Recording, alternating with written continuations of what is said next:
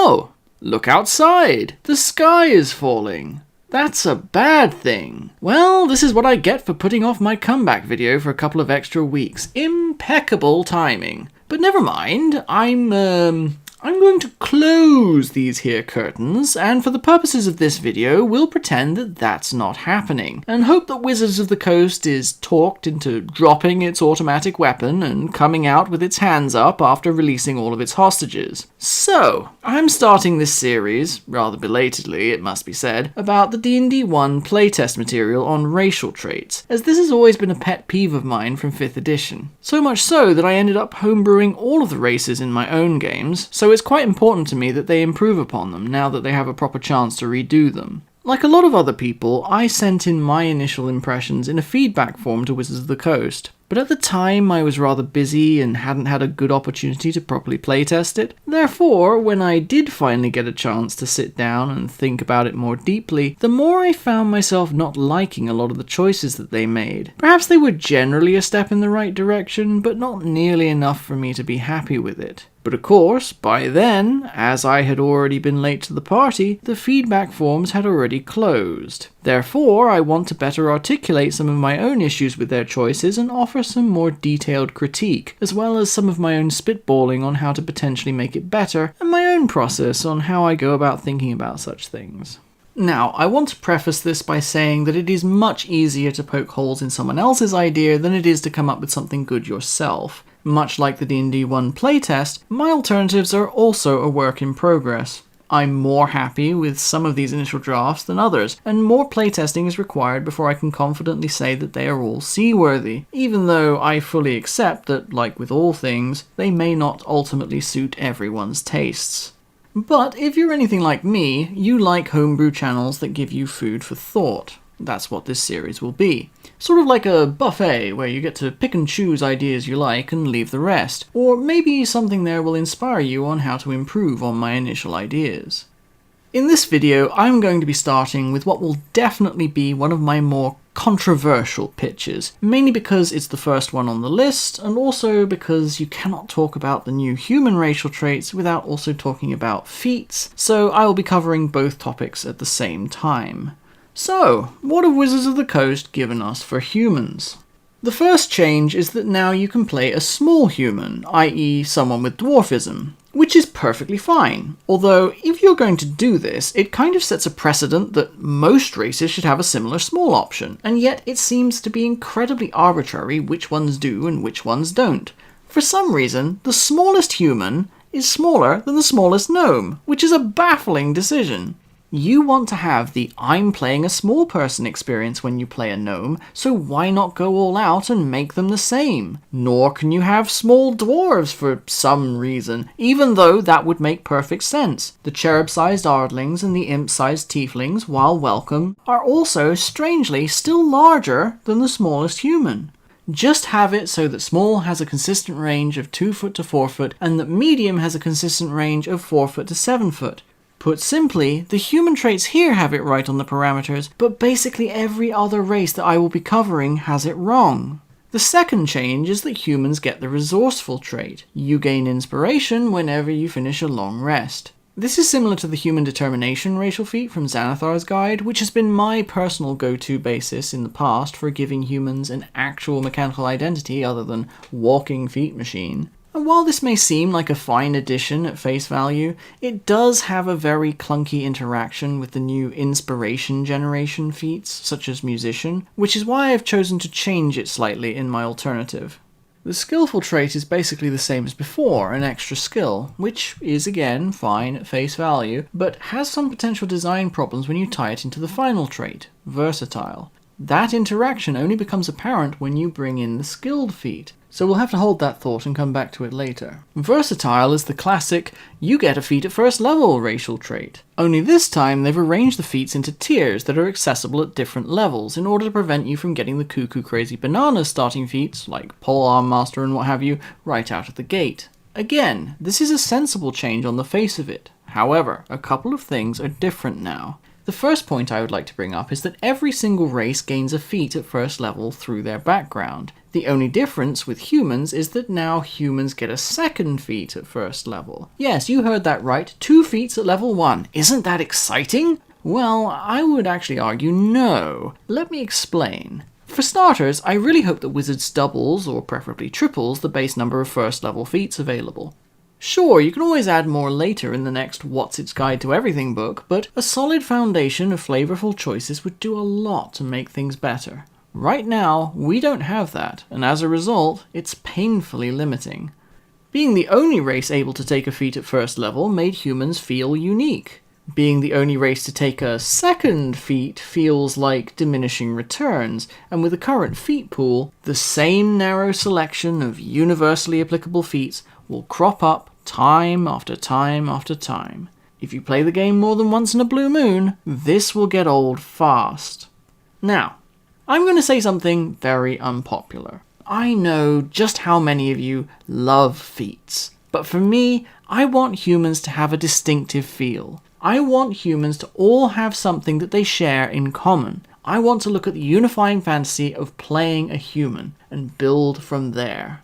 But they all get 1 feat and 1 skill, I hear you cry. But at least under a well-designed system, no 2 humans will have the same feats. No 2 humans will be choosing the same skill. There isn't a thematic link there. Humans don't have a mechanic that they all share in common. Instead, they just have a generic build-your-own style of framework. When I originally homebrewed my 5e version of races back in the day, in my design process, I tried to split the difference. Characters would have a couple of primary racial traits that all characters of that race would have, and then they would choose 2 secondary racial traits on top of that from a list, one of which could be a secondary racial trait chosen from a different race in order to create a half race. This struck a balance between player choice and a shared sense of identity for all members of that race. D&D 1 is at least giving humans resourceful now, which does indeed tie all humans mechanically together. A step in the right direction, albeit still very bland, and I don't like this idea that humans do not have a unified common identity. D&D 1's own flavor text would beg to differ. Humans are adaptable, they are ambitious, which D&D 1 rightly says is both to be commended and feared. They are short-lived compared to many races, but this short lifespan pushes them to take risks and live life to the fullest, pushing the boundaries, rapidly multiplying and expanding their civilizations, using tools and grand designs to shape the land to suit their needs. They have a pioneer spirit to them, with their cultures changing relatively rapidly over generations, causing them to constantly adapt to the changing times, and the desire for immortality will always be a temptation for them. Oh, and it also throws in a random line about the origins of humanity probably being the result of people from our world being isekai'd into the D&D multiverse. You can have fun googling that term if you're unfamiliar with it. What exactly does +1 feat, +1 skill, and +1 inspiration, as neat and tidy as that looks in presentation, have to do with the core flavor of humanity? Blah blah blah, adaptable? In other words, basically nothing, that's what. Therefore, for my own version, I have ditched the bonus feat and replaced it with something that I believe is more flavorful. But I don't care if humans have nothing in common, you respond, because I like options, and I think that having a million bazillion feats is cool, even if they mostly end up being the same ones over and over again. And well, that's a fine position to have, but I personally feel that it makes having feats feel less unique and character-specific if people are doubling or tripling up on the same ones. Everyone has the lucky feat, or the skilled feat, or the alert feat, or whatever. After all, if everyone is lucky, then no one is lucky. If everyone is skilled, then no one is skilled. In my opinion, you can have too much of a good thing, especially when it comes to a few of the first level feats where they also have the chance of being quite a headache for your group if you start multiplying them. So what would I do differently? Out of the gate, instead of resourceful, you have perseverance, which reads, when you fail a d20 test and do not have inspiration, you can choose to gain inspiration. You cannot gain inspiration in this way again until you finish a long rest. In addition, when you spend your inspiration on a d20 test and the result is a failure, you gain inspiration. This not only avoids the problem of inspiration stacking with feats like Musician, but also ties into the flavor of humans. Never give up, never surrender, try again. The part about gaining inspiration back when your inspiration fails is something I added in there at the last minute because I felt like humans needed a little extra push, and it is also a callback to how I used to homebrew humans in the past, which provides some continuity in my home game. As a quick aside, if after more playtesting you feel that humans are perhaps a little bit overtuned, this second line here is probably the first thing that you would consider cutting. Next is Quick Learner. Now, instead of just giving you a skill, you get proficiency with a skill and with a tool. While I have used Wizards of the Coast's own technical language here, I must go on record saying that I hate the term tool proficiency being used in this context. We don't specify that something is a skill proficiency or a saving throw proficiency or any of that nonsense here. No, the wording has always been you have proficiency in a skill, you have proficiency in a weapon, you have proficiency in a saving throw, you have proficiency in a tool. Please, for the love of God, stick to that rather than mixing up your terms. It's so much easier to understand. So the reason why I wanted to give humans a tool as well is because humans are basically the tool animal in real life. It's the thing that arguably defines us more than any other creature. Clothes are a tool that we use to keep ourselves warm and dry. Weapons are a tool that we use for defense and conquest. Language, and by extension writing, are tools that we use to communicate, and so on and so on. It feels right to me to give you that option. It's not like they're being used to any relevant degree anyway under the current system. It's basically just a neat ribbon ability. Oh, look at me, I've got a tool. Now, between you and me, I personally believe that you should scrap tools as a separate category. From my own homebrew stuff in the past, I divided everything up into primary skills, which include most of the normal 5e skills, usually in a rebalanced form, because 5e skills are terrible and I want them to be completely overhauled, but I shall spare you a rant about that because that'll be for another video. And the rest goes into secondary skills, which include most of the tools, languages, minor skills like animal handling for interacting with animals and training them, riding, which was split off from animal handling, endurance for staving off environmental-based exhaustion, carouse for drinking games and narcotics, the performance skill, which was split into sub-skills such as dancing, singing, acting, etc., much in the same way that you have varieties of gaming sets or vehicles. That way, you could gain a number of secondary skills equal to your intelligence modifier on character creation and feel like you had a good selection to choose from. Intelligence as an ability score is heavily underutilized, and this house rule helps to balance out its shortcomings somewhat.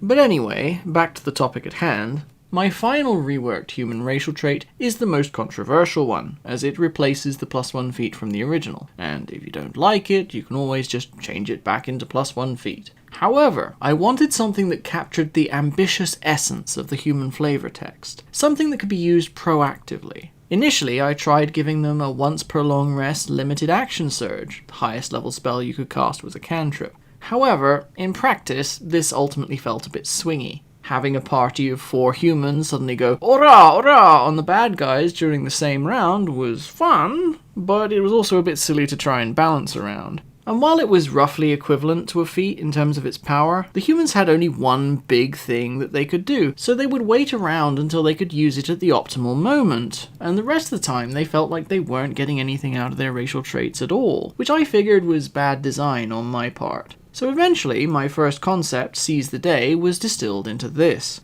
In moments of great peril, your human ambition and will to survive drives you to push yourself beyond your normal limits. At the end of a creature's turn, you can choose to do one of the following options using your reaction. You move up to your speed, you move up to half your speed without provoking opportunity attacks, you drink a potion you're holding, or feed it to another creature that you can see within 5 feet of you. You attempt to stabilize a creature with 0 hit points. You take one of the following actions: help, hide, search, or use an object. So, there are a lot of potential ways to critique this racial trait, and I'll try to address as many of them here as I can. Why is it a reaction? Some eagle-eyed DMs will say. Surely this could just be a bonus action like most of the other racial features. Now, I'll admit that I'm bending the rules a little bit here. Choosing to act with this loose of a restriction on someone else's turn is not something that I foresee Wizards of the Coast publishing anytime soon, but we as Dungeon Masters can use our discretion, and I am exercising that here. The reason I did this is that there is a fundamental problem with how bonus actions work in 5e, because there are some classes that constantly use their bonus action, and some classes that basically don't use it at all. I tried playing with Seize the Day as a bonus action as a monk and as a rogue, and it felt incredibly underwhelming, even when it involved making one weapon attack. Some barbarians, I'm thinking about the Storm Herald and Berserker barbarians in particular, also suffer from this. While you can suggest that it is a good rule of thumb for most races, it is especially important for humans that they are able to be played as any class. At higher levels, your reaction might be used a bit more frequently, but you still have options. If the thing that you're holding your action for doesn't happen, or if you don't end up using your counterspell or whatever, you can seize the day to reposition before the start of your next turn so that your reaction doesn't go to waste. And it's worth stating just how much of a potentially exciting positive it is to have the minor utility of being able to do something at the end of another creature's turn, much like how a legendary action works, as it sets up for some potentially clutch interventions. I'm curious to see how that works in practice after more playtesting. Another hypothetical complaint would be, why is it so complex? D&D 1 is about making things as straightforward as possible, except when it comes to rock gnomes for some reason. And I would say that if you want some very straightforward, concise abilities, which Wizards of the Coast might as a general rule of thumb, then this is indeed a very fair criticism. Most of these racial traits are styled as, do this one thing a number of times equal to your proficiency bonus per long rest, or do this one thing on this particular roll, or in this particular situation. If Baby's first D&D character is a human, Seize the Day might be a bit daunting for them. It requires some semi-advanced knowledge of D&D mechanics to make it work. However, I feel that for established groups, in terms of homebrew, the flavor and potential of this trait outweigh those negatives. My criteria, as I have said above, is the fulfillment of the core fantasy, plus reasonable mechanical balance. Simplicity is nice, but it is only a secondary concern for me. Wizards' priorities will admittedly be very different. And while I'm sure you all think I'm crazy and that it would be too unpopular for Wizards to take away the humans +1 feat, so all of this speculation is really just a problem of my own creation, I would still like to see Wizards of the Coast look more closely at a race's flavor when creating racial traits. What is the power fantasy there? And use that as the starting point going forward. It really feels like they're willing to wave through a lot of their old ideas without examining them too closely. Just because something exists, works after a fashion, and is familiar to a lot of players, doesn't mean that it cannot be improved upon. Mediocrity is still mediocrity, regardless of whether you are used to it or not.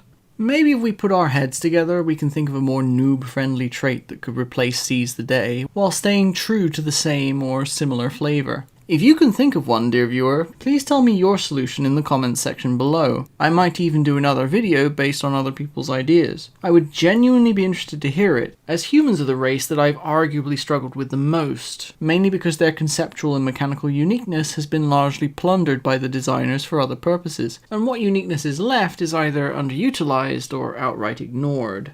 However, before I can give you my final thoughts on humans, I should probably go through all of the new first level feats and tell you which ones work and which ones don't, and what outrageous and nasty things I've done to them. You might be surprised to hear that I think that most of them are roughly where they need to be, and I was actually quite impressed, even if the amount of choice is, as I say, painfully, desperately low. So starting off, Alert, A tier.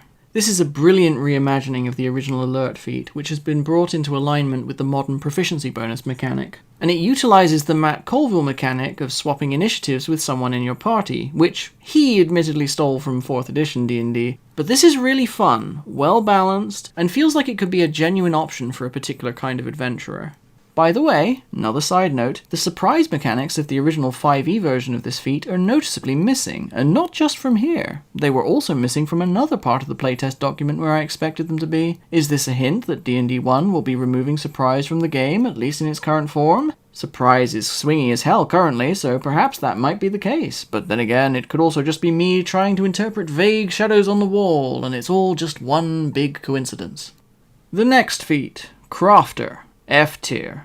Worst feat in the game by far. Default crafting in D&D is so laughably loose that it is left almost solely up to the player's imagination, tempered by how much of a killjoy the DM is feeling that evening. It is so woolly and vague that most players don't even realize that it's a thing that they can do in the game. Wizards of the Coast stubbornly refuses to give you any example of a codified crafting system, even though it would probably net them $1 bazillion if they put that in a book. It doesn't matter that it would massively expand the player's potential loot options and make them excited to go fight monsters with a feeling of, ooh, I wonder what I can make out of this random reagent I found. The only argument that anyone has ever made against this, at least that has made any sense to me, is that a codified system would be too complex. Which in my opinion is a bit of a stupid position, given that 5e is not a rules-light system. If you think that codified systems are bad, why are you playing something as crunchy as D&D, even if 5e is admittedly in some ways less crunchy than previous editions? And more importantly, just because the supplement exists doesn't mean that you have to use it all the time, or at all.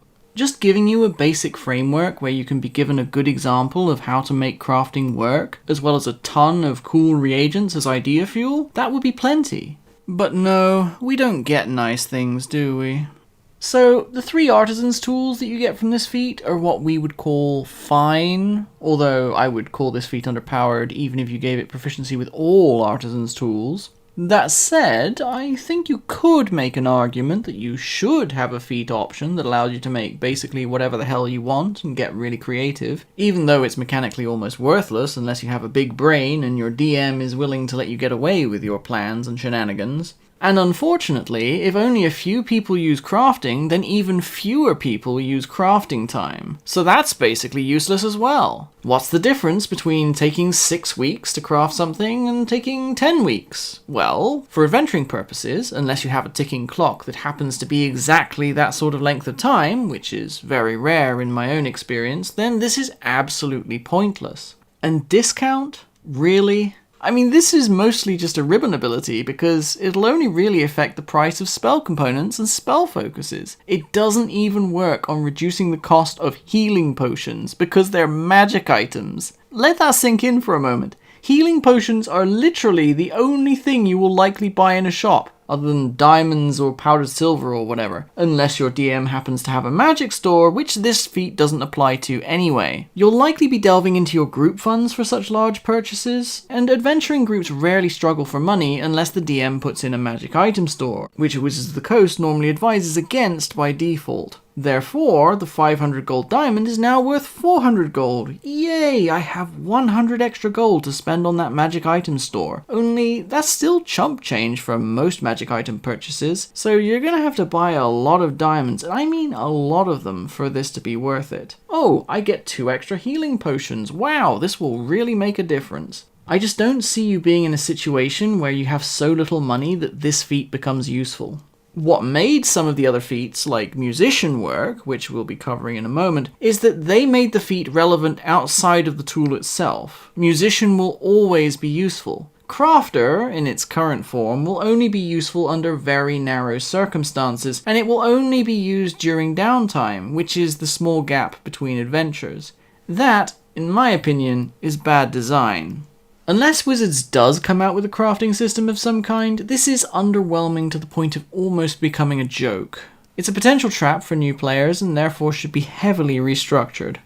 Healer, A tier. Finally, this feat is not completely jank while staying true to its original flavor. I'd say that this one is mission accomplished. Lucky, C tier. While it is serviceable and will probably be implemented, I have many reservations about this feat. On the one hand, it is a massive improvement mechanically over the broken mess of the original. It's just plain old advantage generation, but you can use it after you fail, unlike with inspiration and other variants. This makes it so that you can no longer turn advantage into super advantage like you could before, nor can you turn disadvantage into super advantage, both of which were very silly. However, there is a reason why the lucky feat is criticized so heavily. It is criticized because it slows the game down. A player rolls a die, adds modifiers, fails, thinks about whether they want to use lucky, declares it, rolls another die, adds modifiers, then resolves it. Or interrupts the enemy's turn to impose disadvantage on an enemy's attack roll, forcing the DM to go through roughly the same laborious process. If this happens once or twice in your session, that's usually not a big deal. However, especially when rolling in person, this time wasted faffing around with lucky can add up. And now, because it's proficiency bonus times long rest, like everything else, you might have to suffer this happening 6 whole times in your game session at higher levels. Now imagine having multiple people in your party with this feat, as there are only 10 starter feats to choose from, and this is one of the better ones. I think you start to get the idea of why this feat can get tedious, especially with players that are muddled and undisciplined when taking their turns.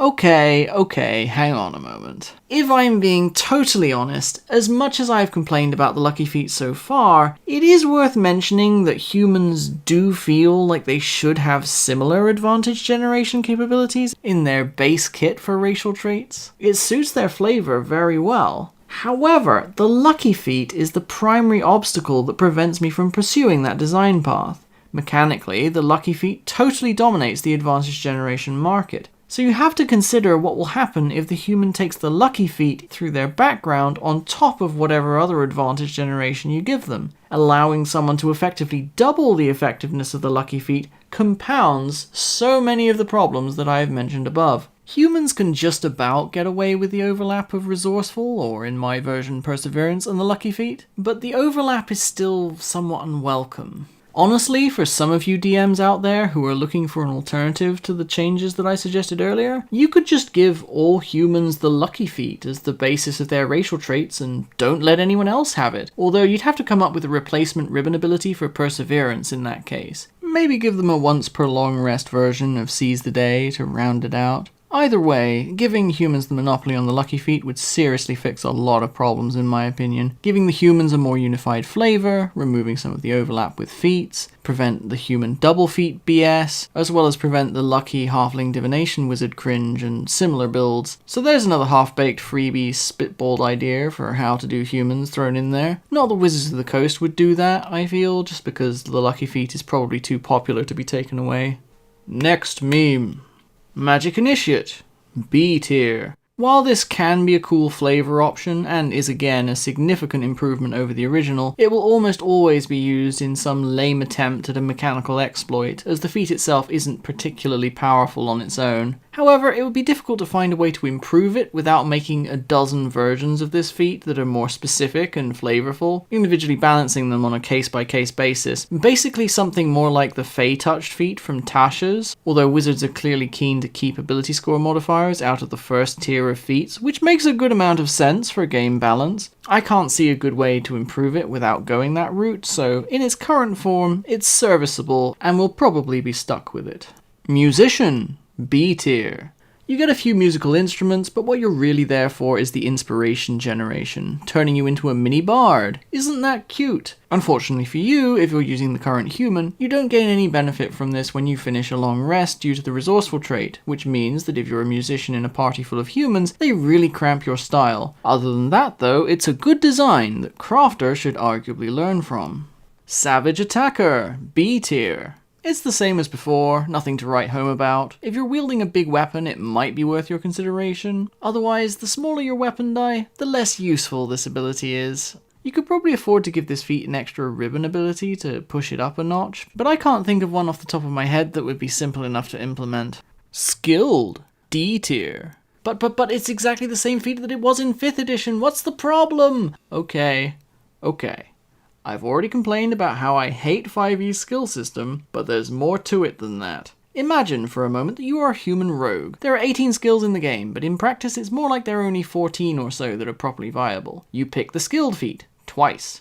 You now have 13 out of 14 viable skills covered at level 1. If you roll for your ability scores and roll high, you will basically be the only person to ever roll ability checks for anything, especially when you get the reliable talent class feature at 11th level. And even if you do standard array and point buy, the modifiers from your proficiency bonus will start adding up in the long term. Something similar happened in a game that I was DMing recently, where, due to a number of compounding circumstances, one player basically became the protagonist of the story and was outperforming every other character in the party on basically all ability checks, to the point where I had to alter the help action to allow the other players to actually make rolls and participate. This feat is totally nuts, but unfortunately, the problems with this feat may manage to squeak by unnoticed by the dev team, on the grounds that, well, most of the time it'll not be too busted, but understand, this feat is basically your suggested default go-to option, both as a human and also arguably as a generic background choice. And that's what it gives you? So I guess I'll reiterate quickly. The biggest issue with the D&D 1 human is the overlap with feats. Of course, you don't have to choose musician or lucky to overlap with resourceful, and you don't have to pick the skilled feat to get 4 skills or 7 if you go with the double. It will happen though. Is it a game-breaking issue? Occasionally. Is it mostly survivable? Probably. Is it good design? I'd hazard a big fat no. But they're really strapped for alternatives, and for their core audience, they're already aboard the human bonus feat train and it has probably left the station. Tavern Brawler, D tier. This is an example of reverse engineering a feat without understanding what the core fantasy of that feat actually is, or a good grasp of how the game mechanics work. So what is the scene that you picture when you think Tavern Brawler? Is it perhaps someone hitting someone else over the head with a chair or a beer bottle? Pushing, punching, shouting, drinking, and staggering around? Most likely, yes, this is the core fantasy that you think of. At first glance, you might look at it and say, oh hey, this feat kind of has some of that. Your punch gets better. You can reroll damage on your punches. You get a free push each turn, which is definitely the coolest mechanical part of this feat. Oh, and look at that. You can even hit someone over the head with a chair. Isn't that nice? You think this until you realize a few things. Firstly, anyone who wants to do unarmed combat will either be a monk, or they will want to pick up the unarmed fighting style that was introduced in Tasha's Cauldron of Everything. Wizards of the Coast needs to make that fighting style part of the base options. It is vital if you're going to get any enjoyment out of being a grappler, for it does a good job at facilitating the core fantasy of being a punchy man, even though it is admittedly worse than most of the other fighting styles unless you're actively getting value out of grappling people. But that's not a bad place for it to be mechanically. It's certainly much better than what we'd gotten up until that point. But here's the thing, if you can make your unarmed strike deal d4 damage from this feat, and some other ability gives you the same or higher damage die on your unarmed strike, you might as well not even have it. It becomes completely redundant. And what, you expect me to think that doing a dagger's worth of damage with your fist is somehow impressive and worth investing a whole feat in? Excuse me? Next up, damage rolls. It doesn't work very well for great weapon wielders who roll 2d6 for damage, so why exactly do you think that you're going to get a lot out of it? It's something, sure. It's not bad, but is it good? Not really. Shove. I have no real complaints here. It's the sole redeeming mechanical thing that you can actually do with this feat. It's actually cool and has a lot of potential. This was probably the starting point, and the rest of the feat was tacked on later without thinking about it. Unlike the previous version of this feat, which let you use everything from a fish to a rope to a broken bottle to a rock to an umbrella to a lantern to a chandelier, you can now only use furniture as an improvised weapon. Okay, sure, that's a little bit inconvenient to be forced to carry a chair with you everywhere, but it's not the end of the world. What you get out of it is the benefits of wielding a great club. How else would you get that benefit? Oh yeah, you could just carry a great club. And a great club isn't even good. It's considered laughably underpowered compared to the other weapons in the simple weapons category, such as quarterstaff or spear, which are, at the very least, versatile. Maybe if you could treat the chair as a maul, you might at least say that it's not the worst thing ever, but let's be real here, that would still be incredibly situational. Imagine, if you will, that you're disarmed, but you do specifically have access to a chair. This is the only scenario where this part of the feat even gets close to be considered underwhelming in its power level. Without this highly specific circumstance, it goes from underwhelming to completely superfluous. But do you know what's even better than that? Some of you will have spotted this problem, and if you have, well done you, gold star. And that is that none of the other features from this feat work with your improvised weapon. If you hit someone with a chair, you don't even get to push them for free. You don't even get to reroll the damage. What a complete and total disaster this feat already is. Absolutely atrocious, filled to the brim with redundancies and pointlessness. Take a moment to really relish the utter, all-consuming despair radiating from this particular design choice. Take a little sip. Yes, lovely. So, the last of the feats that we have on this list is, of course, tough. B tier. B for boring, but perfectly viable and sometimes necessary. Sometimes, archers just can't roll lower than max damage on all of their damage dice every single session. It does happen sometimes. I'm not bitter about it at all. Thanks for asking. And with that out of the way, how would I propose that we help the black sheep of this feat family so that they fit in a bit better with the other options? We'll start with the skilled feat, which is also arguably a soft fix for the crafter feat. Proficiency training. You have exceptionally broad learning, granting you the following benefits.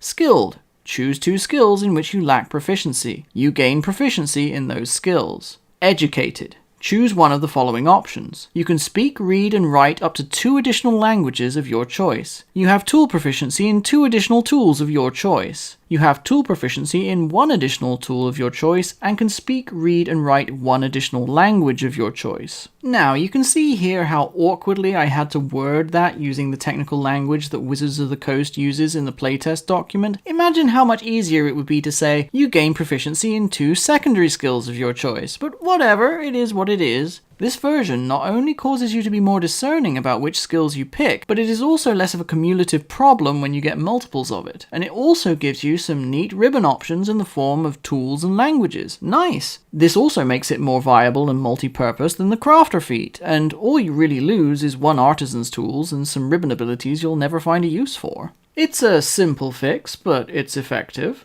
The final change I shall propose is to the Tavern Brawler feat, which, under my rules, would read as the following.